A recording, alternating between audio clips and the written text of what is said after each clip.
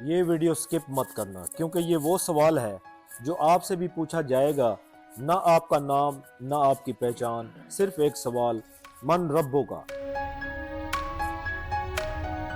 ہم روز زندگی میں ہزاروں سوالوں کے جواب دیتے ہیں، کبھی دفتر میں، کبھی عدالت میں، کبھی گھر میں، لیکن ایک سوال ایسا ہے جس کی تیاری نہ اسکول کرواتا ہے، نہ یونیورسٹی، نہ کوئی کورس اور نہ کوئی ڈگری، اور وہ سوال ہے من ربو کا، تیرا رب کون ہے؟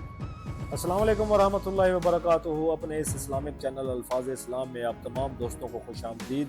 ایسی دل سے جڑی ہوئی اور اپنی آخرت کو سنوارنے والی ویڈیوز کے لیے ہمارے اس چینل کو لائک اور سبسکرائب کریں اور اپنے دوستوں تک شیئر کریں۔ دوستوں، لوگ سمجھتے ہیں کہ اس کا جواب بہت ہی آسان ہے کہ من ربو کا، کہ تیرا رب کون ہے، اور ہم اس کا جواب دے دیں گے اللہ۔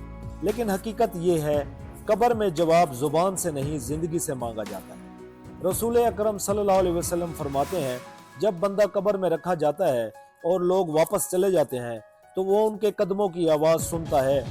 سوچئے، جب سب چھوڑ کر چلے جائیں گے اور پہلی بار آپ اکیلے ہوں، بالکل اکیلے، وہ لمحہ آپ کو تیار پائے گا یا بے خبر؟ آج کی یہ ویڈیو کوئی کہانی نہیں، یہ ایک آئینہ ہے۔ قبر، جسے ہم مٹی کا گڑھا سمجھتے ہیں، دراصل آخرت کی پہلی منزل ہے۔ رسول اکرم صلی اللہ علیہ وسلم نے فرمایا ہے، قبر یا تو جنت کے باغوں میں سے ایک باغ ہے یا جہنم کے گڑھوں میں سے ایک گڑھا۔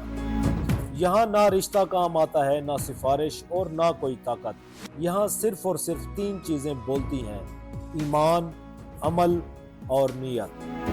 اور سب سے پہلا سوال انہی تینوں کا خلاصہ نمبر 1، وہ نمازی جو رب کو پہچان نہ سکا۔ یہ شخص بظاہر نیک تھا، نماز کا پابند، روزے رکھتا تھا، لوگ اسے دیکھ کر کہتے تھے کہ بہت ہی دیندار آدمی، لیکن اس کی عبادت صرف عادت تھی، اللہ کے حکم کے سامنے جھک جانا نہیں۔ نماز وقت پر پڑھتا تھا مگر حرام سے نہیں بچتا تھا، زبان سے اللہ کہتا تھا، عمل سے دنیا کو مانتا تھا۔ قبر کا لمحہ، فرشتے آئے، ان کی آواز گرجدار تھی، من ربو کا۔ وہ شخص گھبرایا، اس نے سوچا اور بولا، لوگ کہتے تھے اللہ۔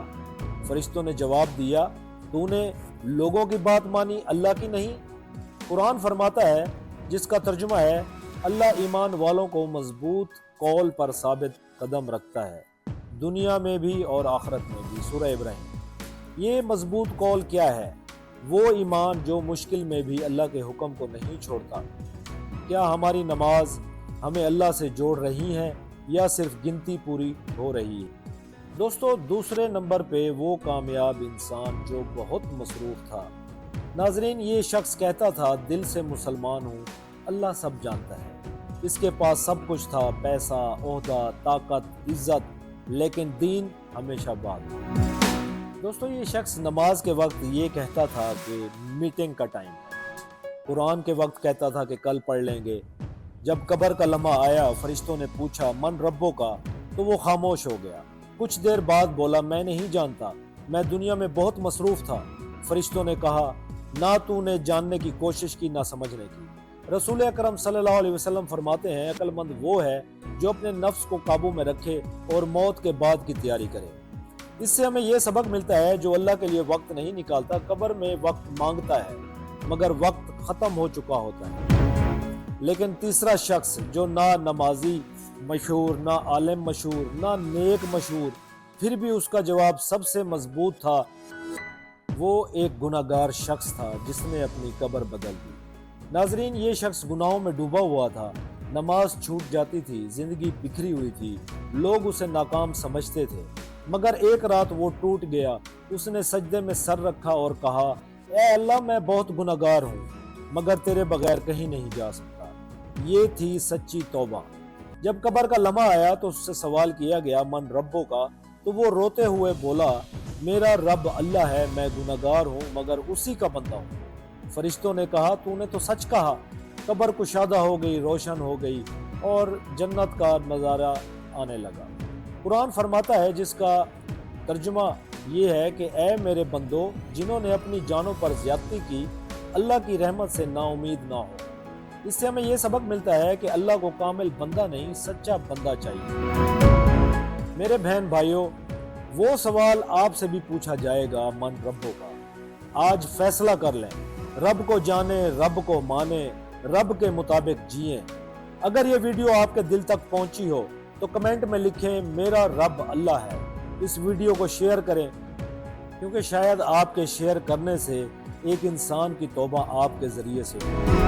یاد رکھیں، جو دنیا میں اللہ کا ہو جاتا ہے، قبر میں اللہ اس کا محافظ بن جاتا ہے۔ آخر میں ایک دعا کے ساتھ آپ لوگوں سے اجازت لیں گے کہ اے اللہ پاک، ہمیں وہ خوش نصیب، ہمیں وہ جواب نصیب فرما جو فرشتوں کو راضی کر دے اور تجھے راضی کر دے، ہماری قبروں کو جنت بنا دے۔ آمین ثم آمین۔ السلام علیکم ورحمۃ اللہ وبرکاتہ۔